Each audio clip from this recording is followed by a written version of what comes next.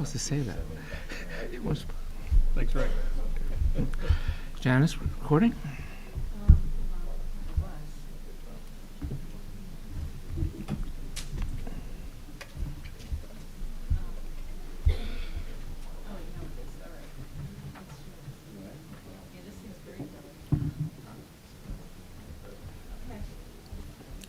All right, good evening, ladies and gentlemen. This is a regularly scheduled meeting of the Montclair Planning Board. Notice of this meeting has been given in accordance with the New Jersey Open Public Meetings Act by posting a copy on the first floor of this building, by sending a copy to the newspaper designated by the township for notices, and also by posting a copy of the notice on the township website. We are being streamed live on Channel 34. We're broadcast live on Channel 34 and streamed live and for on-demand access on YouTube. Excuse me. This is a quasi-judicial proceeding, meaning that the board has powers and procedures that resemble a court of law, and we are obligated to objectively determine facts and draw conclusions from them in order to provide the basis for official action. Any questions or comments must be limited to the issues of what the board may legally consider in reaching a decision, and decorum appropriate for a judicial hearing must be maintained at all times.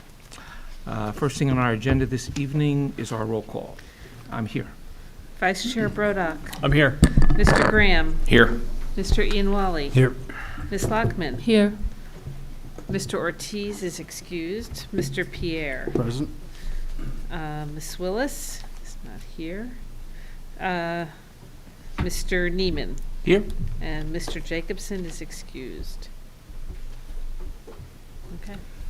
Okay, and surprise, surprise, we don't have minutes from our meeting last week. So we don't have any resolutions, we don't have any old business, so that takes us straight to the new business. An application for 509 Park Street.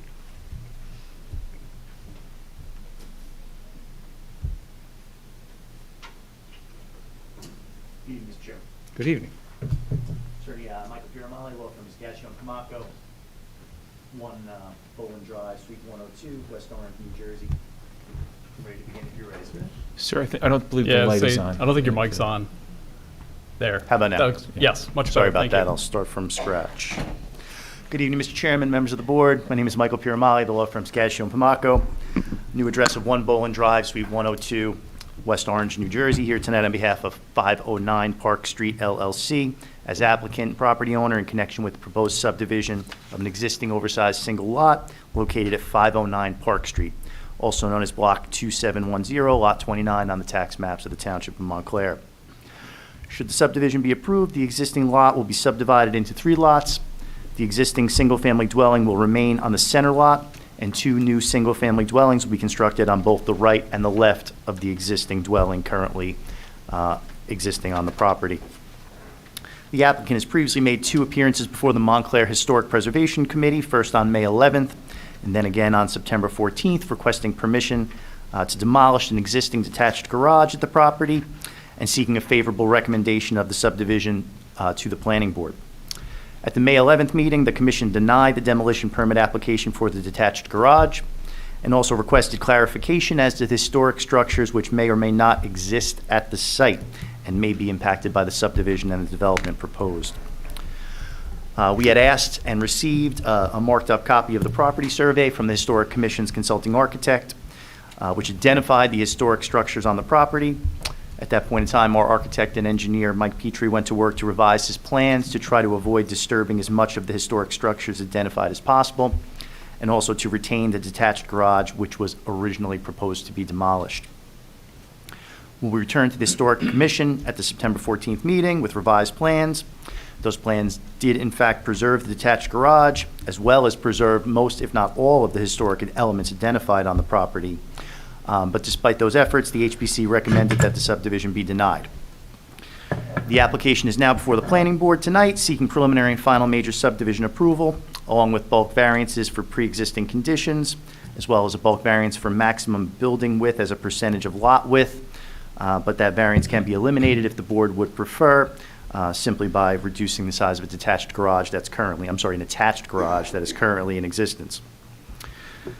So with that in mind, without wasting any more time, Mr. Chairman, I intend to present testimony from Michael Pietry of Pietry Engineering, who is our project architect, engineer, and planner.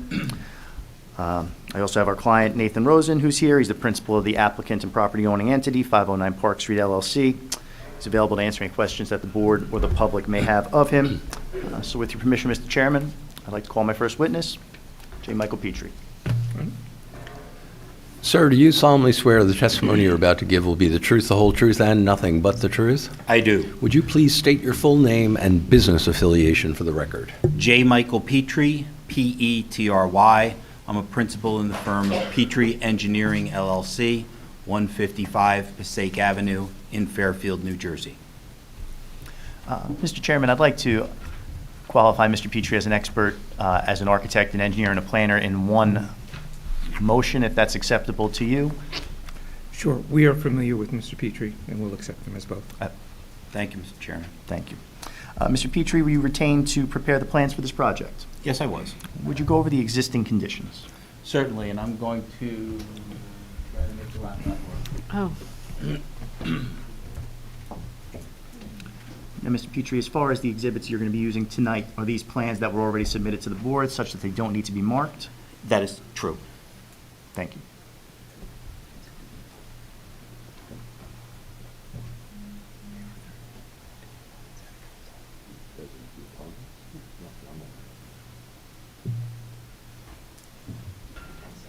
Perfect.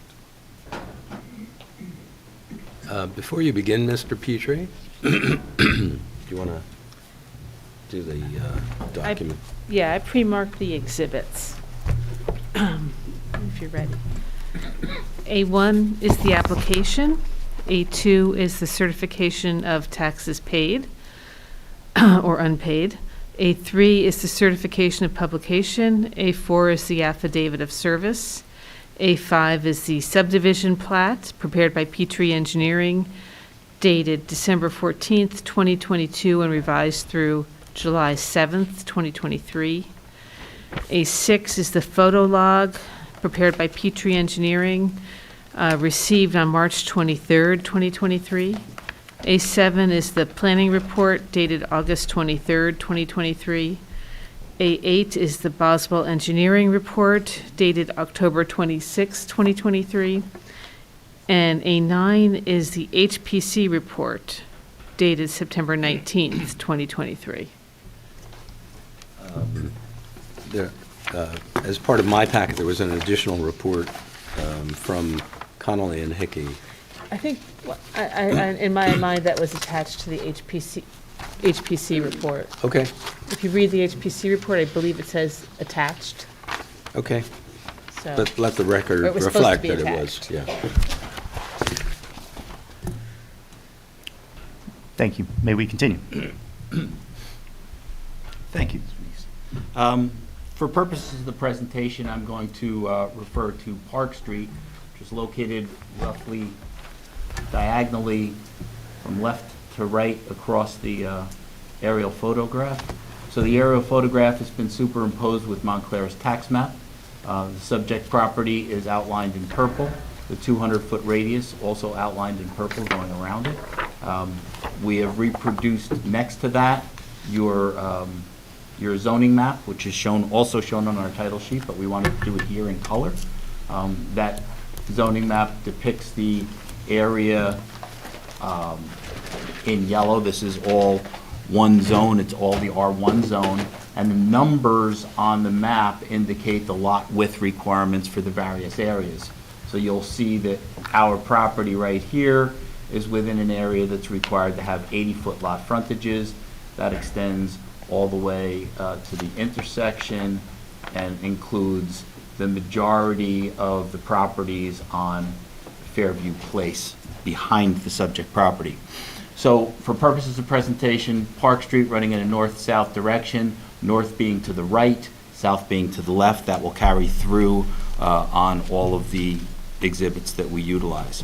The subject property is located along the easterly side of Park Street, immediately opposite the T intersection of Glenwood. So right there. The surrounding area is predominantly developed with single-family homes on a variety of sizes. Fairview Place, which is immediately east of the subject property, that's right here, was likely the last major subdivision in the immediate area. It was developed in the 60s. I think 1961 was the approval date of that subdivision. The file map was registered with the county on September 7th, 1962.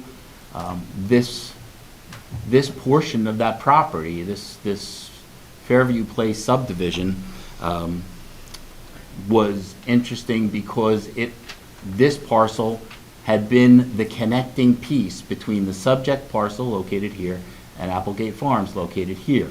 And this subdivision is what was created out of that property. So now there's some 27 families, several of whom are within 200 feet of the subject property, that reside in that development. Moving to the boundary and topographic survey. So, boundary and topographic survey contained in the set.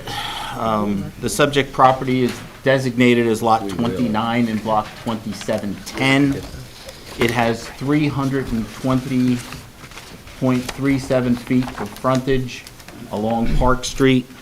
It has a lot depth of 210.9 feet. It contains a total of 66,740 square feet, or 1.532 acres.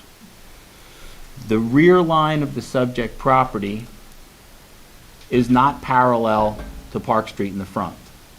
The sidelines are not parallel with one another either, but this is what we have. So we have a slightly irregularly shaped parcel. While it looks generally rectangular, none of the sidelines are perpendicular to either the front or rear line, and none of the lines are parallel to one another. This is not unique to this property. If I go back one slide, what you'll see is that the rear lot line of the properties on the east side of Park, the front Hey, along... Mr. Petrie, Yes. do you want to use the handheld mic? If you wouldn't mind, if you're going to stand, Not a just so problem. everybody can hear I you. just think this is You- something that... And you may have to turn it on. And Yes, there we thank go. you. Okay, so the rear lot line of the parcels that front on Park Street here, going from north to south, increase in depth until you get to the corner lot where it decreases in depth. The two deepest lots are the lots immediately adjacent to the subject property to the south. The narrowest, or the lots with the least depth are at the two intersections. So we're kind of in the middle. What's important is that the existing property, I'm going to go back to the survey, the existing property is non-conforming per your ordinance. Because of those two lots immediately to the south, the subject property is a non-conforming lot depth.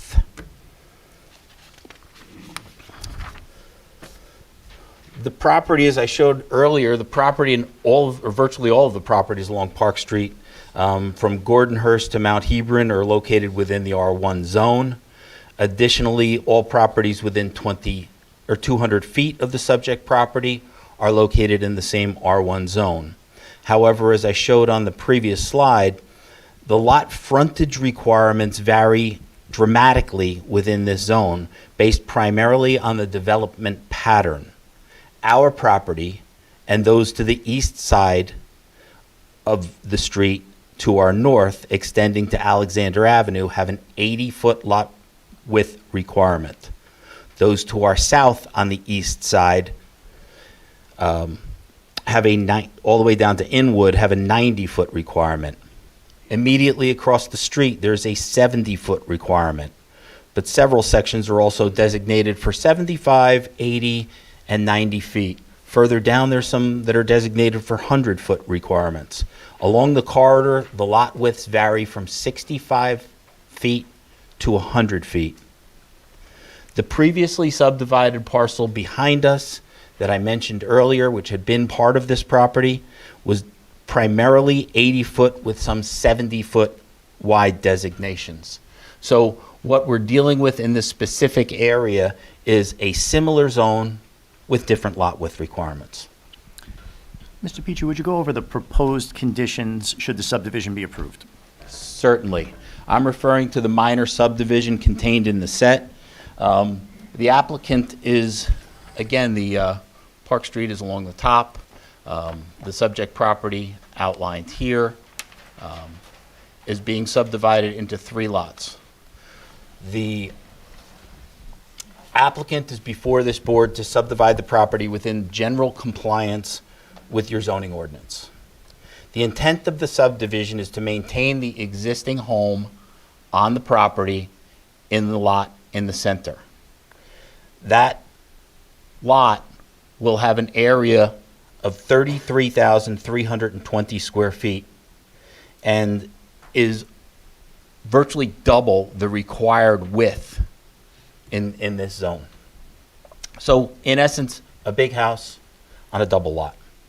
The lots created at either end, the southerly lot, which is lot we're proposing 2903, the northerly lot 2901 have areas of 17,960 square feet and 15,460 square feet respectively. Both of the lots, northerly and southerly lots, meet the 80-foot lot width. The existing home that's on the property does not meet the required 50-foot front yard setback. That's not changing as part of this subdivision. However, it does meet all of the required side yard setbacks and rear yard setbacks. So the proposed lines are not causing a setback issue with the existing home. Similarly, there are some walls in the rear of the property that are up to 7.5 feet high. That exceeds the minimum or the maximum wall height within anywhere in Montclair. Again, that's not affected by the subdivision that's before you this evening. The existing home will meet the required side yard setbacks, the required rear yard setbacks, the building coverage limitation in your ordinance, and the impervious coverage limitation in your ordinance. Apologies, which home was that, you said? The existing home. Existing. Now, your ordinance requires that we prove that the newly created lots are developable, so we've prepared conceptual plans for the 2 newly created lots. As was pointed out, our original design included the removal of the existing garage. However, when that was denied, we have chosen to maintain that existing garage. Furthermore, and there's a wall outside of that garage that is being maintained as well. Evidently, the significance of the wall was that it provided the access route through the properties to the rear to Applegate Farms. So we're keeping the wall despite the fact that there are homes where the driveway used to be, because that's what the Historic Preservation Commission wanted. Additionally, the Historic Preservation Commission asked that we maintain the tea garden that's in the front of what's proposed lot 2903. So our plans have done that. I'm not going to walk you through the conceptual development plans because I actually think it would be a waste of time. I think what the conceptual development plans show is that we can develop the proposed lots with appropriate size homes that meet the setback requirements, that meet the width requirements, and that meet the impervious coverage requirements and driveway grade requirements. That's what the conceptual plans are about. It is not a depiction of what we intend on building. We understand, and based upon the engineering letter, we understand that all of that information, when the houses are actually developed, needs to be submitted for a detailed engineering review. What we're here for this evening is review and consideration of this 3-lot subdivision, what I consider 3 fairly minor bulk variances. Would you go over the variances that are being required and being requested in connection with this application? Certainly. Based upon the Montclair ordinance for lot depth requirement, we look at the 2 lots on either side. So going back to our overall plan, we look at 1, 2, 3, 4. We average those 4 lot depths and we come up with a required lot depth. And I think the way that it's been interpreted is that lot depth applies to all of the property here. So when we subdivide this lot and this lot, all 3 lots are required to meet the average lot depth on the surrounding properties of the parent parcel. The existing lot, as I pointed out, is non-conforming. So anything we do is generally going to be non-conforming. What I will tell you,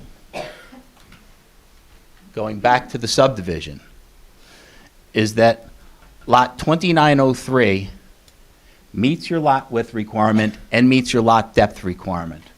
There are no variances associated with this lot whatsoever. It's an as-of-right lot. The lot created on the northerly end of the property does not meet lot depth. The existing parcel does not meet lot depth once it's subdivided either. So we have 2 lot depth variances where technically we're not establishing the depth of the lot. The depth of the lot has been established by a subdivision that probably happened 100 years ago. So the fact that the rear line is skewed to the front line and that the 2 properties immediately to our south are the largest and deepest properties on this section of the block is what actually drives that variance. The other variance that we're creating is that the width of this structure can only be 65% of the width of this lot. And the existing building, even with the garage skewed, is 4 feet 7 3/8 inches bigger than it's allowed to be. We are allowed to have 159.9. I'm sorry, we have 159.9, and 65% limitation is 103.94.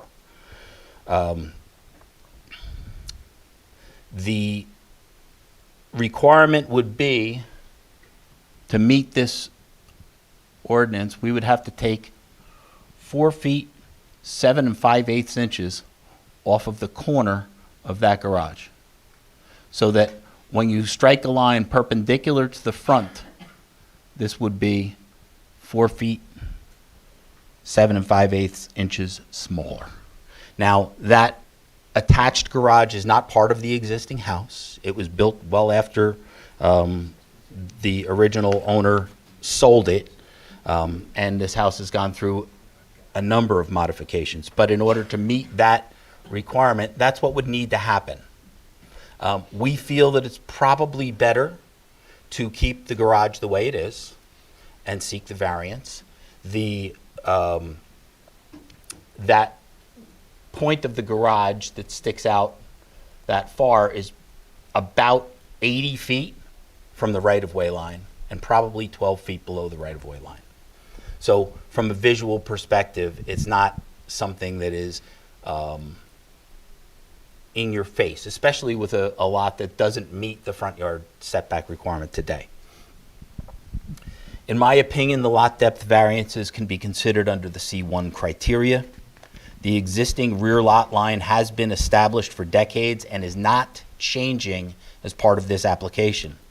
What's interesting in this specific instance is that the lots to the south, due to their increased width, these are 90-foot lot requirement, have a deeper average than those to our north, where the requirement is only 80 feet. So while it is in the same zone and on the same side of the street, it is a slightly different configuration. As noted earlier, the existing lot is non-conforming in lot depth, making it virtually impossible to create conforming lot depth on anything other than the most southerly lot.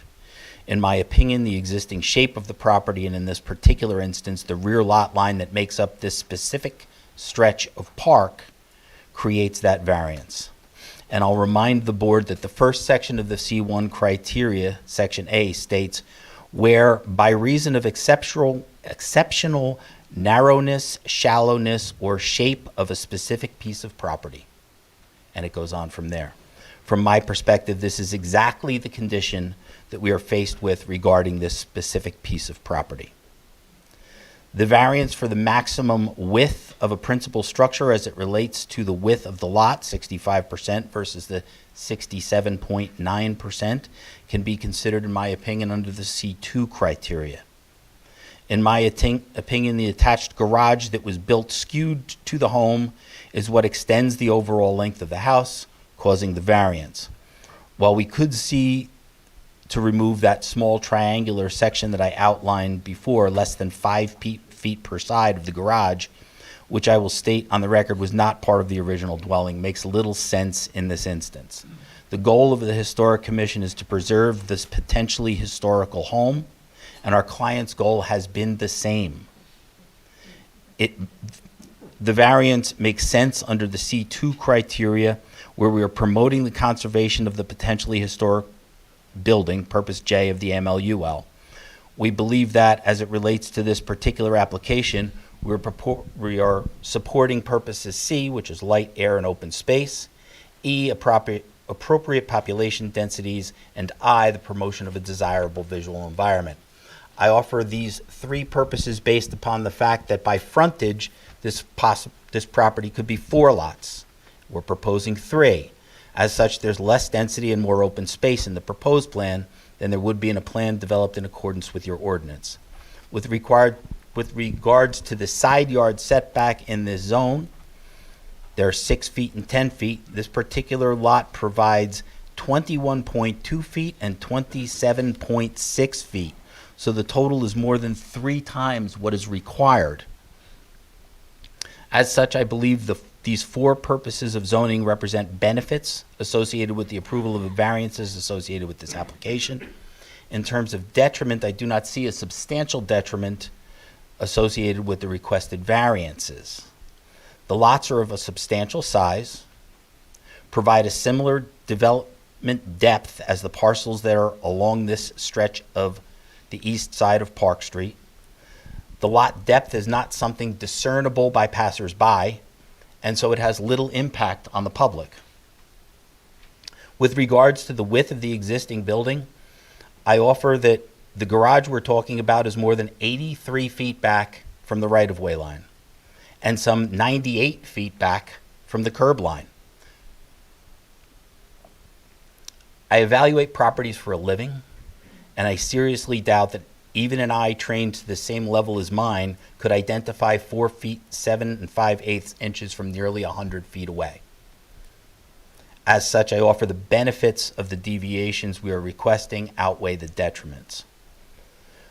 With regards to the negative criteria, as with any variance request, we need to identify and address the negative criteria. That is, we need to prove that the relief can be granted without substantial detriment to the public good, and that the granting of the variances will not substantially impair the intent and purpose of your zone plan and zoning ordinance. We start with the public good and evaluate what potential impact the lot depth variance has on the public good. There is none. The public can't even see it. This zone doesn't have a minimum lot size, but when you look at the subdivision immediately behind us, which is the last major subdivision in the area, and involve the same person's property, the lot sizes vary from around 10,000 to about 14,000 square feet. Our 2 vacant lots are larger than that. One of the 2 complies with the average lot depth requirement. The bottom line is the lot depths within the immediate area vary significantly, and there's no substantial impact on the public good based upon the lot depth measurement. As for the maximum width of the existing structure, we're working to respect the wishes of the Historic Commission and maintain not only the house, but the freestanding garage, the wall outside the freestanding garage that historically provided access, the tea garden, and the majority of the wall that runs along the frontage of the property.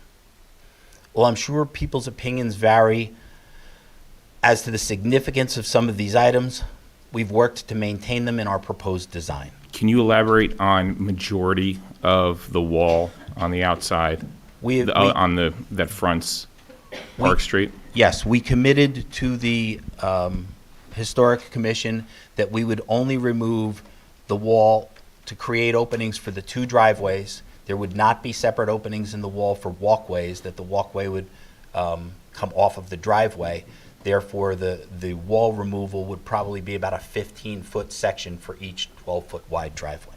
So how many sections would you be removing and how much? 2 for a total of 30 feet. Okay.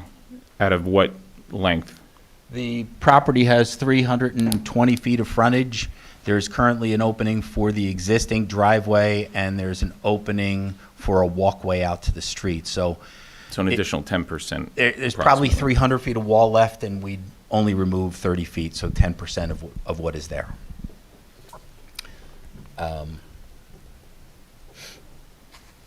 As such, I believe the public is served by this variance as it maintains the existing building in its entirety. With regards to the zone plan and zoning ordinance, I understand the intent of both of these documents. One does not want to create lots that are out of character with the depths and widths of the lots in the area, and we're not doing that. We have offered 3 lots where 4 could be built. In order to do so and to maintain the existing building so that the rehabilitation can continue and the home can remain a prominent fixture within this neighborhood. We believe this actually advances the purpose of your zone plan, specifically relating to the preservation of historic structures, and offers no substantial impairment to these documents. As such, I believe that the application is before you for the 3 variances requested and the maintenance of the 2 existing non-conforming conditions, that is, the front setback on the existing building and the wall heights that exceed your ordinance in the rear of the property that aren't being affected by this application. And I believe that we've met the standard for the municipal land use law for the C variances that are requested. So, Mr. Pietry, did you have an opportunity to review the October 26, 2023 review letter from Boswell Engineering? Yes, I have. And is there anything in that letter that we cannot comply with? No, I believe that the majority of the letter discusses what we will need to do in the event that the subdivision is approved and the houses are designed and submitted for permits. And I believe it outlines it accurately. We agree that this is a major development and that the stormwater management for this subdivision will need to meet the standards of a major development. And we believe that can be accommodated. That's what our initial design was based upon. Before you go on, just so it's clear, there's nothing in the Boswell letter that gives you pause or that you cannot or would not be able to comply with? That is correct. Okay. Thank you. Thank you, Mr. Pietry. Mr. Chairman, I have no further direct questions of this witness. I turn them over to the board. Something you said, this could be subdivided into 4 lots?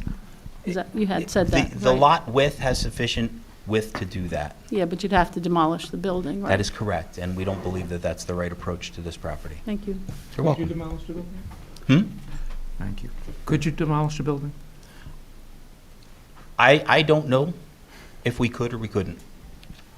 I won't stand here before the board, or sit here before the board, and say that we can. We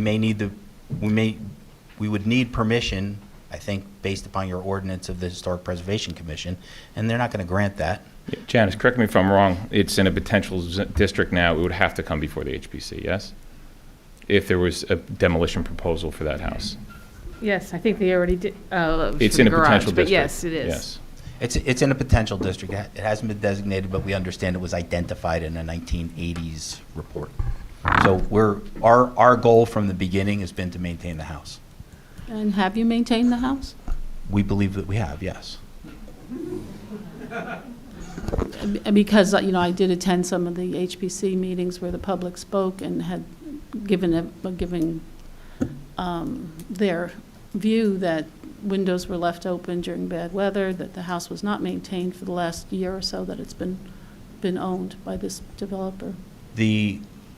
I understand that shortly after the developer purchased the property, plans were prepared and submitted to Montclair for permits. It took between 6 and 8 months to get those permits, and they have been working on the house. You mean building permits, I'm right? sorry, building Yes. permits. Permits for what? For renovation work that's going on inside the house. Internal Yes. renovation? Yes. So if windows were left open, during summer months when people were working inside, I wouldn't doubt that. If they were left open beyond that point, I don't know. I can tell you that the day after the HPC meeting, there was an inspection scheduled that we had waited, I think, a week and a half for. So there was an inspection scheduled before the meeting. This inspection happened the day after the meeting. So What it's was the not. result of the inspection?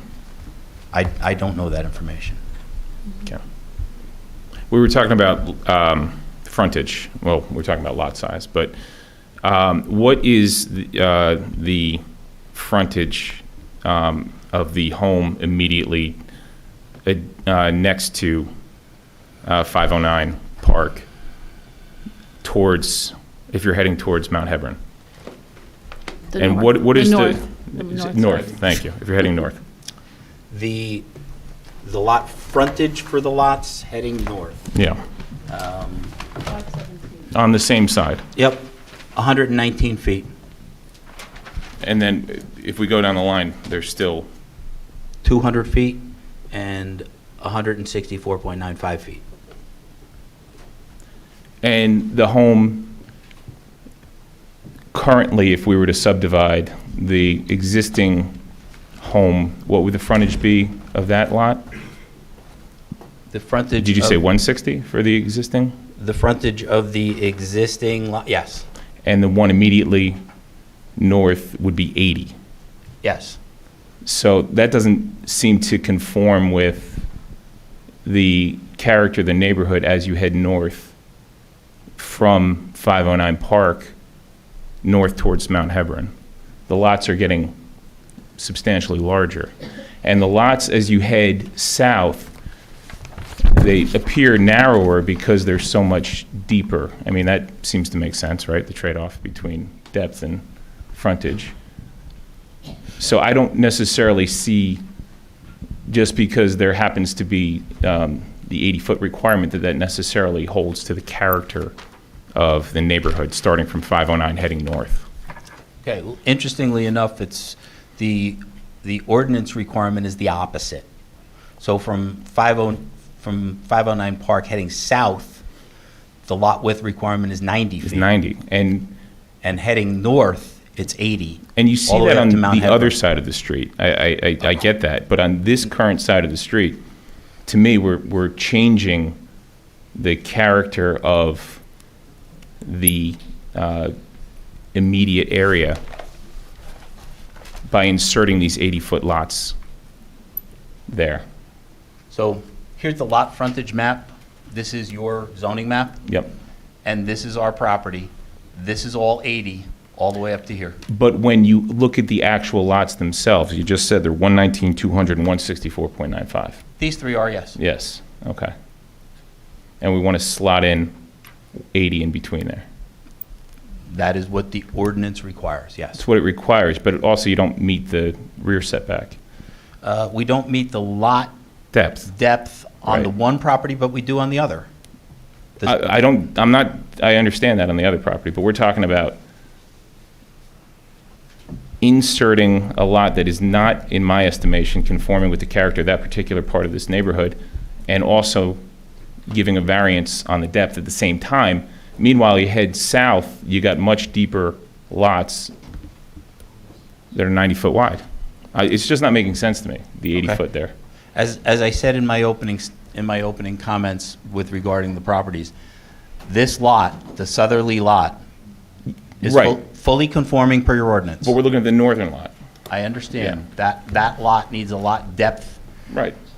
variance, and it is deeper than the lot next to it to the right and the lot next to that to the right. Where it fails is because of the two lots to the left of the overall parcel. But the lots, as we go north, are so much wider that it makes up for the lack of depth, in my estimation. So I'm not, again, it seems like we're just trying to squeeze in an 80-foot lot here because it says the frontage has to be 80, and then we're ignoring the depth.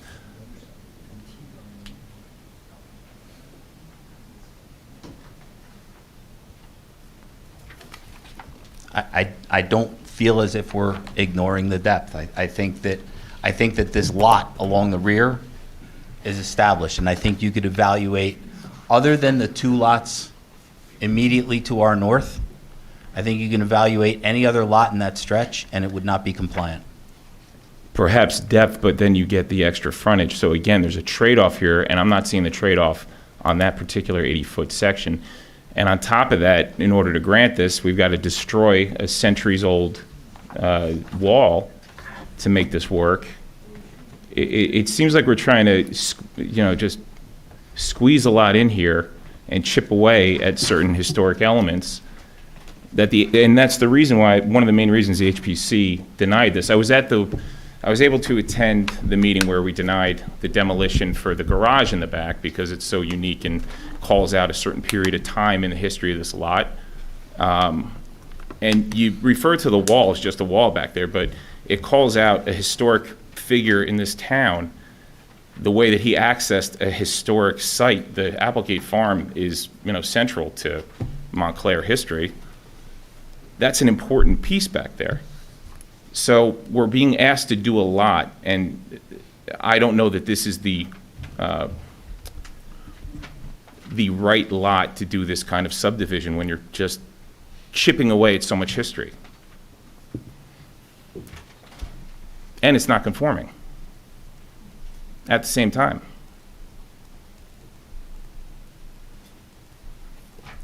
I don't know if there's a question there you're looking for me to answer. What's your, do you agree or disagree that this is a historic site, important to Montclair local history, and we're being asked to permit a subdivision that's non-conforming, and that would require us to damage historic resources?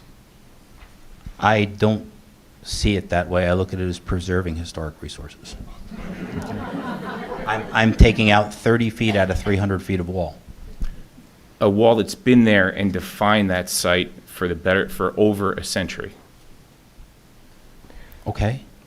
And just briefly, I would like to make mention of the fact that we were before the HPC. We do have an identification here from the consulting architect that identified all of the historic features on the site. Yes, we asked Tom We've to do that. revised our plans to not disturb any of those historic features. Regardless of whether you're disturbing those features, first of all, when we talked about this, when we talked about the garage, disturbing the view shed itself, the sight lines of the property itself, is disturbing the history of the site. And, I appreciate the fact that the revised plans look to preserve things like the tea garden, the garage, and things like that. Well, preserve it all. But it doesn't preserve it all when you're dropping homes that change the original site of the property, that chip away at the wall, that take away the original view shed of what that property was and what it is. I mean, it was, owned by a prominent member of Montclair society, opened those gardens to the public. He ran Applegate, he developed Applegate Farm. It was lived in by former Fed Chairman Paul Volcker. I mean, I said this at the HPC meeting. I'm not against subdividing. I'm not against it in principle. I just don't think this site makes sense for subdivision for the variety of reasons we just went through. So let me pose a question back if I may, because I indicated that this lot is fully conforming. If I were to revise the plan and create only one lot, a fully conforming lot that didn't need variances, is that? No, you're still disturbing the historic view shed, which again is one of the most important aspects of a historic site, what it originally looked like. And in addition to that, you would still have to damage that century-old wall in order to get the driveway in there to make it, conform. So I would, and look, we weren't presented a plan that just simply shows that one lot. If we were to do a hypothetical, I don't like doing hypotheticals. If we were to present a plan like that, it would have to come before the HPC, it'd have to come before us again. The plan that we're looking at here right now, I do not see it as conforming to the character of the neighborhood, and I don't see it as being the right site for this kind of subdivision. I understand your statement. I have a question. I don't want to, it's about drainage. There's a lot of impervious surface that's being added, the homes plus some additional coverage. I know that it's covered in the engineer's letter, but can you just describe how you have mitigated that potential water flow? You're capturing it somehow so it doesn't flow downstream, or?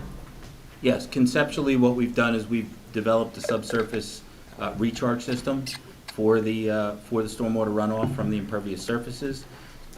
We've done that in accordance with the requirements of your ordinance, but we understand that because these are not necessarily the houses that would be built, nor are they the driveways that would be built, that we would have to redo that as part of the plot plan process and the permitting process that goes to the building department. Does the design capture any more water than, is it a positive recapture, negative, or neutral, or what's your target?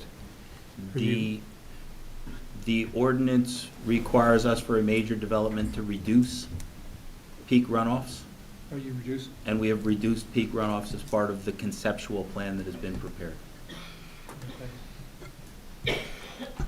I'd just like to ask a question kind of related to what Mr. Graham was talking about. So right to the north of that property is 517 Park Street, and I used to live on Elston Road, so I was familiar with that property. And now, having gone by the site today and looking at that property right next to your applicant's property, I'm wondering, and it's totally derelict, it seems to me, and I don't know what's going on with it. So my question is, does your applicant have any relationship to the owners of that property? I do not believe that our applicant has any relationship to the owners to that property. And then my concern would be setting a precedent with, you have, your property, you're looking to make it into 3 sites, and we look at that property, which is quite large as well. I would feel like we're setting a precedent if we were to approve this for the same kind of application coming before us again, perhaps even a demolition component with the property right next door. And this is all hypothetical, but part of our job is try to, protect and preserve what's going on and imagine what could go on. So my question was, your applicant is not related to the owners of that property in any way? No partnership, no relationship? No, and I'll state for the record that the lot next door is only 119 feet. Yeah, I of see that frontage, on, so it can't be subdivided. You need Yeah. 80 feet to, Right. to meet the ordinance, so you can't people get, could always go for a variance, yeah. that would be, Tough one, but they Right. could do it, yeah. you'd be asking for a 40-foot lot and or 39-foot lot and an 80-foot lot? Or 60/60 or something, Right. yeah. Anyway, my next question is on the north corner of your applicant's property, there's about, is it 12 trees or so, 12 mature trees? What's going on with them? The subdivision doesn't affect trees, the development affects trees. And so we understand, the subdivision doesn't affect trees because there's nothing being built, you're just creating lot lines. But when we, That's a when bit of a one, stretch. well, I can't tell you what's gonna happen to those 12 trees because I can't tell you where the driveway's gonna come in. Okay, So if the driveway comes in away from those trees, the trees stay. If it comes in where those trees are, the trees go. So it's, yes, we understand that there's going to be tree removal as part of the development of this property if this board were to approve the subdivision, and we're respectful of that. We also understand Montclair's ordinances. We have located all of the trees on the property. They are shown on our survey.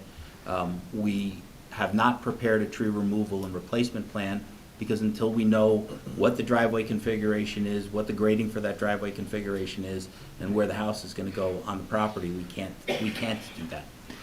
thank you. you're welcome. What about for the conceptual plans? How many trees would be removed? I have not done that calculation. Any estimates? I think I looked quickly at the last hearing. There was one lot, I think, that needed to have 13 trees removed. I didn't calculate both, but I can if that's something the board is interested in hearing about. I would just like to point out to the board that there have been other subdivisions where we've expressly required that the driveway be located so that it minimizes the loss of trees. I don't see any reason why that could not be required if this subdivision was approved. And I just want to note that the trees that I'm looking at were the only ones I could see. I didn't enter the property, so there might be other trees throughout the site that I would also be concerned about, just for the record. Understood. Yeah, could a little more detail be provided in that, maybe you, Michael, or Mr. Pietry, about the decision to co-locate the walkway with the driveway? I know there's an effort to preserve wall, but it doesn't seem like you'd have to remove much more to have a separate walkway, and that's actually in keeping with the character of the current property, which does have a separate entrance for the walkway. The directive that I heard at the HPC was that they wanted us to minimize the wall, and we said, well, we have two 12-foot wide driveways, we would be taking out probably 15 feet of wall at each location. And they asked why it had to be that wide. So I can't imagine that that going back and asking for a second section of wall to be removed would be very well received.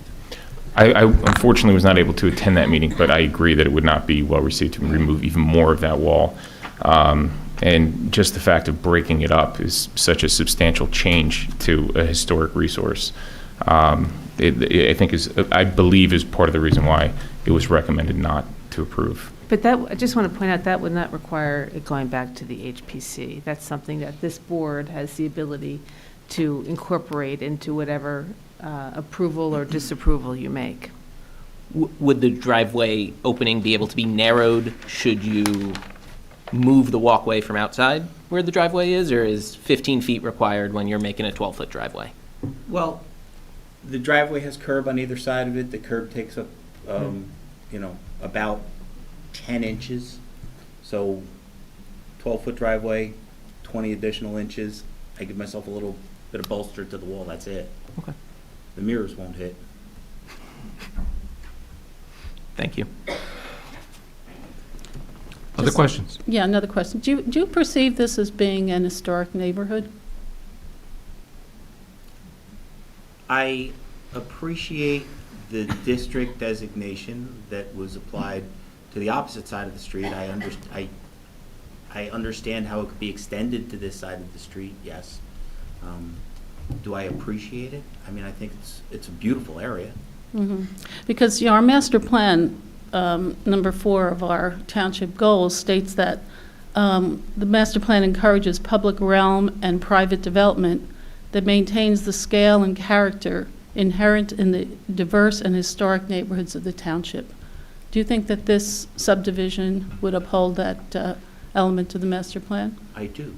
You do? Yes, because I believe that the preservation of the existing home on a double-sized lot is an appropriate application. Even though, as Mr. Graham was pointing out, it's the look of the whole house as you look at it that gives you Whole the site. sense of the historic nature of the neighborhood and that house and the look of the whole, the neighborhood. And to chop it up into 3 lots, to me, would, takes that away. Do you disagree with that? I do. I just want to emphasize, this is not part of a historic district. I understand It's that, but proposed Janice, district, though. I And- and- remember, No, it's not. It's not in the master plan. No, It's not I know. part of a historic district. I understand Let that. me, it's a historic site. Yeah. Potential historic site, not a historic district. Just want to clarify Well, that. Janice, you recall We when the other side of the street was named an historic residential area? It was the- never, Well, we should get clarity on that. I have the maps right here. No, I know it's in the map, but I thought we had enhanced the proposed district to include that side of the street. So I would like, There is no such, it's not in the master plan. You're talking about consistency with the master plan. Yeah, and It's Janice, not oh, not in the proposed- master plan, I It's see, not in a okay. proposed Just wanted, so I want you to have the right information. No, It's not in a proposed historic district, it's not an important identified streetscape area in the master plan, but it is a potential historic site because it was surveyed. And it was Part of- individually surveyed as part of Preservation But that side Montclair. of the street was, we considered having that side of the street included and reviewed by, I forget the name of the company that did this and reviewed the other side of the street years ago, but we did not have the money to pay that consultant. But clearly, it was in our heads that this should also be part of that historic district, and unfortunately, we did not have the funding to do that.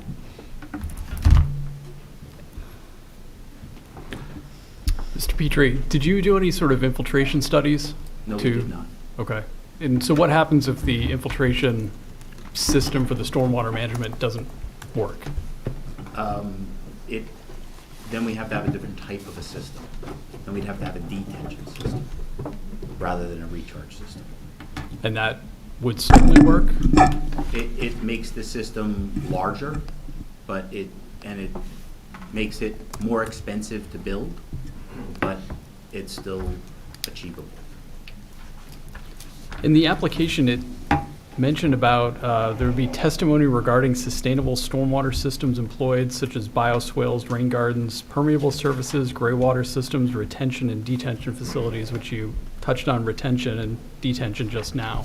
Yes. Are there any other sustainable stormwater systems that are being proposed? We have not done the design of the individual homes or the driveways.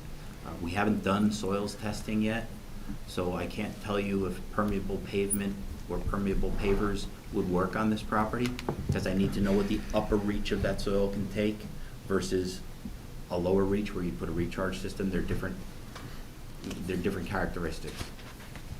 Generally, on steeper sites, one doesn't implement porous pavement or permeable pavement because it runs off of the surface too quickly. And is this a steep slopes property? It is in an area that's considered steep slopes, yes. Okay, so you'd have to design for that? Yes. Okay. Other questions from the board? Are there members of the public who wish to ask this witness questions concerning his testimony so far?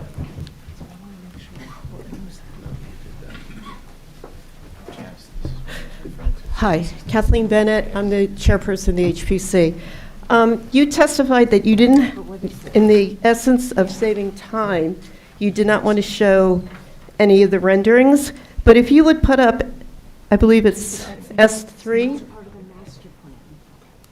you could, we can then see.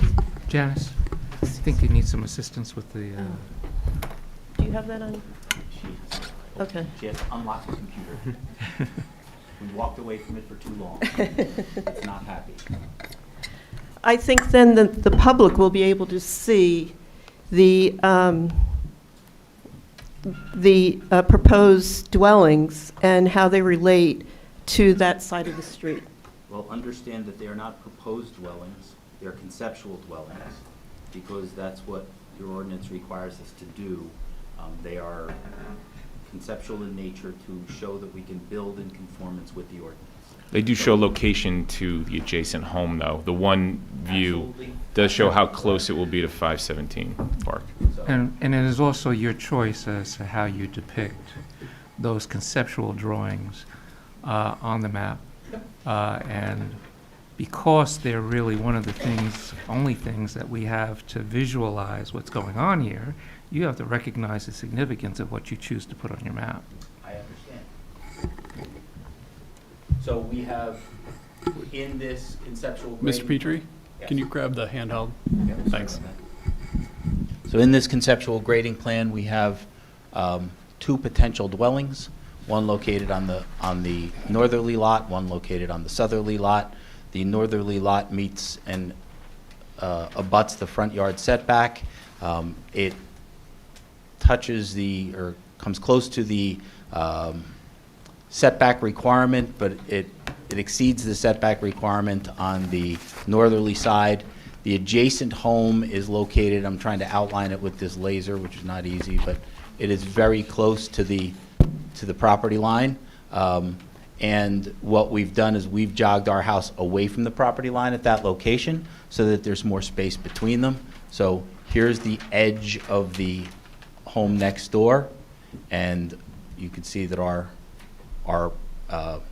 outline sets this back further from the house. So when you look at a streetscape, you'll see this point very close to this point, but in essence, they're offset from one another. Can you flip it to S3? I'm sorry? Can you show S3, the next stage? There you go. Can you just point to where, with your pointer, where you just showed us? Yes, so this is that house, The conceptual house. conceptual house, as it relates to the house next door. And the nearest part of this house sits behind this house. The closest part of this house is opposite this garage over here, so it's separated from that house by a distance. How is it separated, the side setbacks? Because the setback, first of all, the setback of this house is non-conforming. Right. The setback of this house is conforming.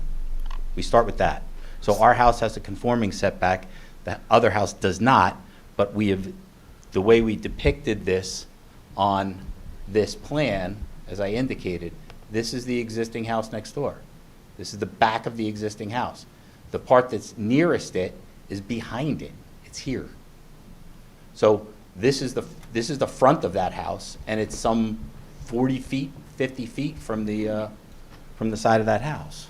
But that's As not how abuts it it. looks like. Okay, That's not thank how it you. looks from the street. Thank you. And we have Is to it- take 517 as it is. I mean, we can't help that it's non-conforming, it's there. And then we'd be asked to approve a design that makes it look like they're this close to each other. This is not a design that the board is asked to approve. But it's a location.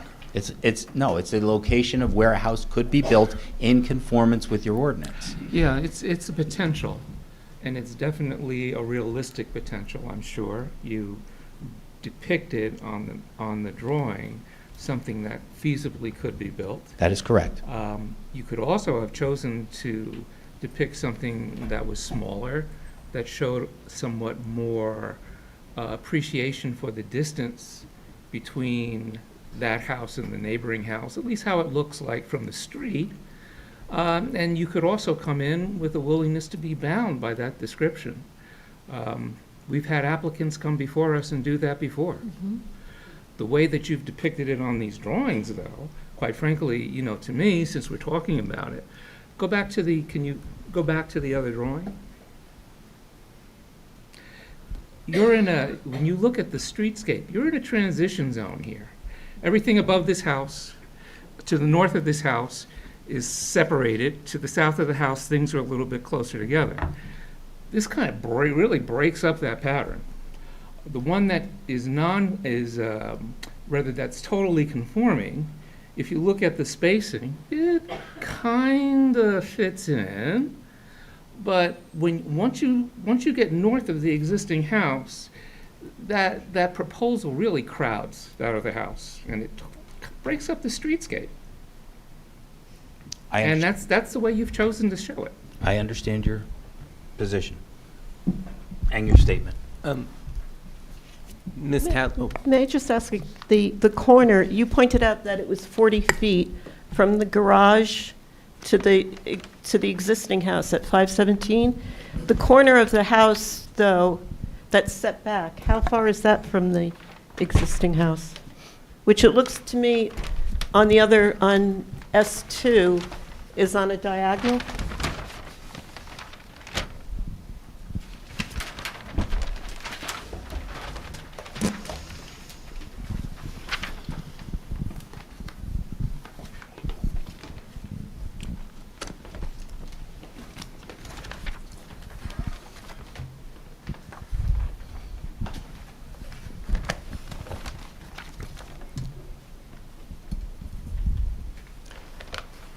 So at its closest point, the distance between the two houses would be, as depicted, would be about 18 feet.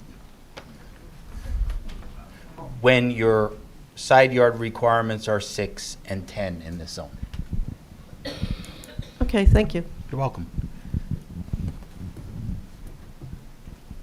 Ms. Talley may be able to provide an answer to this. I know Montclair ordinance prevents parking between the street and the property, the building. How does a front-placed garage kind of play into that? Because it kind of feels against the spirit of the ordinance. I believe it's a side entry garage, Yeah. and so the parking is not between the building line and the street, the way that that's been designed. Okay. Other questions from the public of this witness concerning his testimony? Right, Counselor? Your next witness. Mr. Chairman, at this point in time, we'd like to take a brief recess and reconsider our options before we move forward to the next witness, if that's possible. A brief Sure. 5-minute recess, Mr. Chairman? Sure. Thank you very much. 5 minutes. When you hear the sound of the bell. I hope to take less.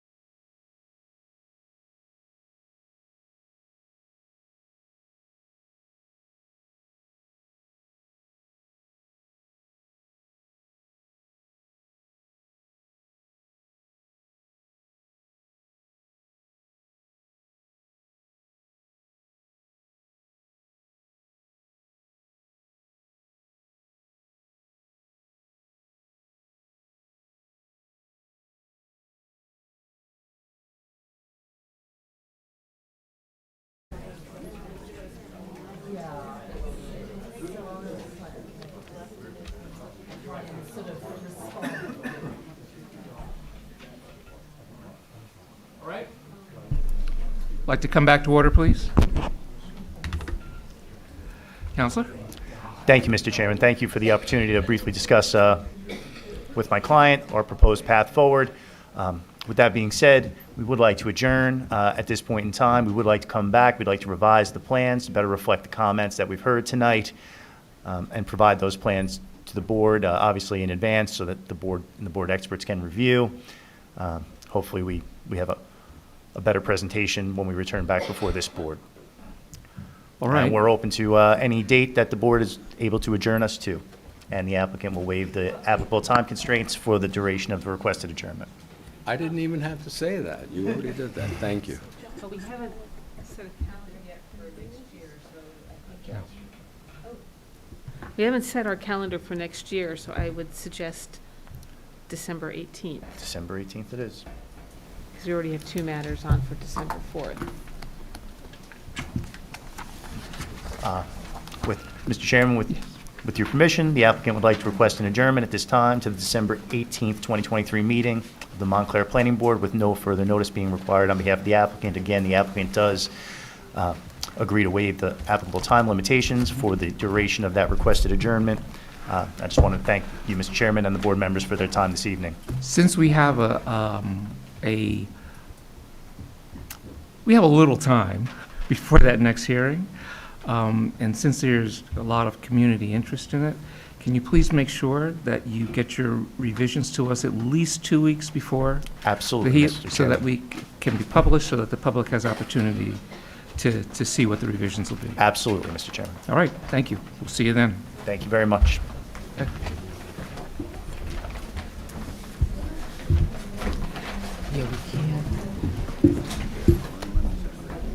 What? I think so. This board's pretty good about showing up. Thank you. All right, so, we don't have any committee reports. Not since I would last say week. since the last meeting. And we don't have any bills. No bills. Can I ask a So- question? So are you guys meeting on the master plan? I'm Yeah. we will be meeting. I had not had a chance in this last week Yeah, yeah. to arrange it, but we Yeah. are going to You're going to meet, yeah. be meeting prior to the. And I do notice that the, Can you please let me know when you meet? Absolutely, I So wanted to include you. Either me so or that- my yeah. staff would Yeah. at least want to listen to the discussion. Yeah. hey Janice, I see the new website has the 3 subcommittee reports for the initial go-around on the, the review of the master plan, whatever it's called. It's not on the website, is that what you're saying? It is on the It is website, on the yeah, website. so that was interesting. I thought that we were waiting until we were all finished before we'd post stuff. I'll have to look at that. Yeah. I haven't really, if it's on the website, I missed it, so Yeah. some things have made it and some things have not, so I'll Yeah, have to take a look yeah, I mean, at there's a section called, what's it called when we relook at the master plan? Re-examination. Re-examination, so there's a section master plan, and I think the date is wrong, and there's also a section re-examination, and the 4 subcommittee reports are on there, which Okay. I was a little surprised to see that, but, Oh, I believe, didn't the planning board want those reports posted so the public could Yeah. see? I think That's that my it- recollection. I is believe it? that I you. thought we Yeah. were waiting until we had, discussed the re-examination report in full. Well, they're just preliminary. Yeah, I thought it was. Okay, they're preliminary, but And that's they're why, not- And they're not final. so why would they be on the website? Because I That's think my that I was question. directed to post them on the website so that the Just so that public there's would have transparency. the ability Yeah. to see, I mean, it's all draft, it's all for And they can see discussion. they can see the discussion and how things have evolved Yeah. through our discussion. And as you know, there's a lot of community interest, and so making sure. Well, that's, yeah. Can't get around that. All right, guys, happy Okay. Thanksgiving. Happy Thanksgiving. All right.